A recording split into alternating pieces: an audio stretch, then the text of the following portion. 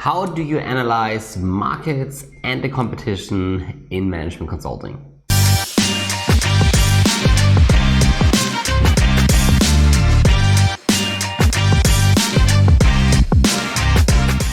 Hi everyone, my name is Johannes. I'm a strategy consultant, and on this channel I share my thoughts, learnings and experiences about consulting, business and mindset. And if you're new to this channel, then please subscribe to it and also leave a thumb up. This will help to grow the channel. And today we talk about how to analyze markets and the competition in strategy consulting. You see, market and competitor analysis is a very common thing that you do in management consulting, because at the beginning of many different projects, this is an essential and crucial part of the analysis. So typically, if you want to develop a new strategy for the company, this is very important that you understand the market developments, that you understand the competition, to understand the strategic positioning of the company. But it's the same if you do a turnaround or restructuring project. There you have exactly the same questions. But also if we talk about an M&A project where you want to acquire or support to acquire a new company, it's always important to understand the playground, to understand the setting, the positioning of the company. So this is very typical that you start with a market or competitor analysis in a strategy consulting project. And today I want to talk about the three most important aspects of those analysis. And if we take a look at the three most important aspects, then we see that those market and competition analysis typically consist of three main parts. So the first part is that you take a look at the market situation.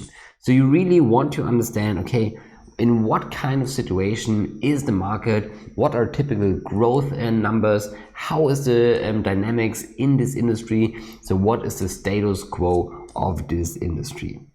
Also, what you want to do is that you take a look at the market developments. So after you understood, okay, where is the market today? Of course, you want to understand where does this market develop. So is it an increasing or decreasing market? How do the dynamics change? Are there certain trends that we need to understand in order to do our project analysis? And last but not least, and this is the third part, is that you really understand, okay, what is the position of your company, of your client, or maybe competitors. This could also be the case. And here you typically want to understand, after taking a look at the market situation, after you took a look at the market developments, you want to understand, okay, how is the company I want to analyze positioned in this market? Is the company prepared for the developments or not? And what kind of implications does that bring with it? So what I want to do now is that we walk through each of those three main analyses and talk about what important aspects you could take a look at. And let's talk about first the market situation. So what are typical aspects that you should analyze if you want to take a look at the market situation?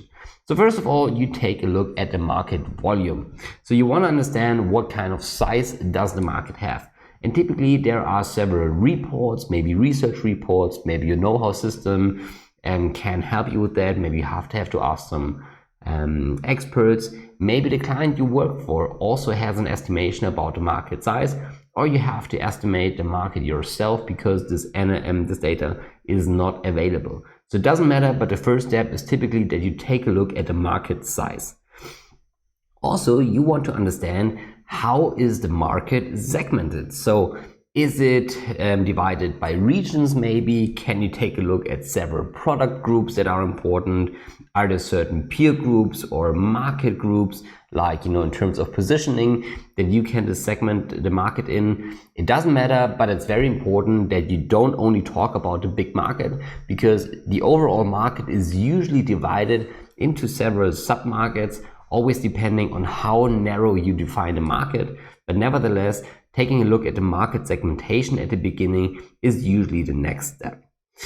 Also, what you want to know about is the market shares. So typically you want to understand, okay, the client or the company we analyze, how much share do they have of the entire market volume. This really helps you understand, okay, is this rather a large player with a lot of power within the industry, or is it more like a small player that really has to find certain strategies and techniques to survive in the market.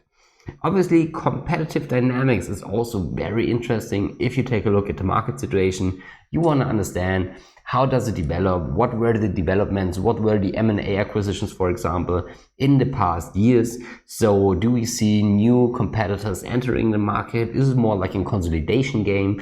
Those are typically questions that you try to answer in the competitive dynamics. And last but not least, you want to understand, okay, what kind of success factors do we have in that industry? So what are the best practices of the most important companies in that market? This is also very important because after that, you want to benchmark the client or the competitor that you are analyzing against those success factors. So this is typically the first step of the analysis, that you take a look at the current market situation, that you really analyze the status quo. So the next part of the analysis is that you take a look at the market development. So after we took a look at the status quo, of course we want to know how does the market develop and what trends do we see. And what do you usually do in those analyses? Well, you'd make a projection of the market volume. So you want to understand, is it more like an increasing market where we see a lot of potential? Is it more like a decreasing market where we have a consolidation game where this might be very challenging? So those are typical things that you want to analyze. Also, you want to understand, okay, how do the market shares maybe change? So do we see a competitor that is very aggressive in acquiring market share by M&A, for example, or by expanding into new product lines? Or do we see that people are divesting from this market, so that the market shares change because people sell off their business divisions, for example? So those are typical things that you wanna analyze if we talk about market shares. And of course, last but not least, you want to understand what trends do we see in the industry. So maybe there are certain technological trends that you see, maybe a new technical development that might change or even disrupt the industry. This is very important to understand. Also, do you see certain market dynamics? Do you see maybe new people joining the markets, maybe the suppliers who want to kind of extend their value chain? Is this something that you can see?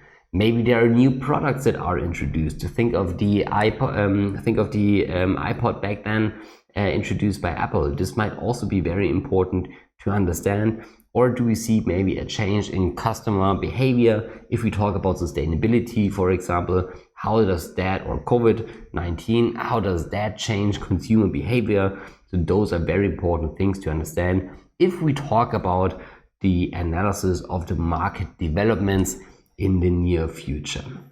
Well, this is the second step. And then last but not least, we want to understand how is the company that we take a look at positioned within this market. And again, there are several factors that we want to understand as management consultants, that we want to take a look at if we do the analysis. First of all, we want to know what is the strategic positioning. And this means, how are we strategically positioned within the markets in terms of the products that we offer, maybe the pricing strategy that we have, maybe the regional footprint that we have. So there are several ways to define strategic positioning, but in general, each company tries to, be strong in a certain market space. And this is typically the first step that we want to find out.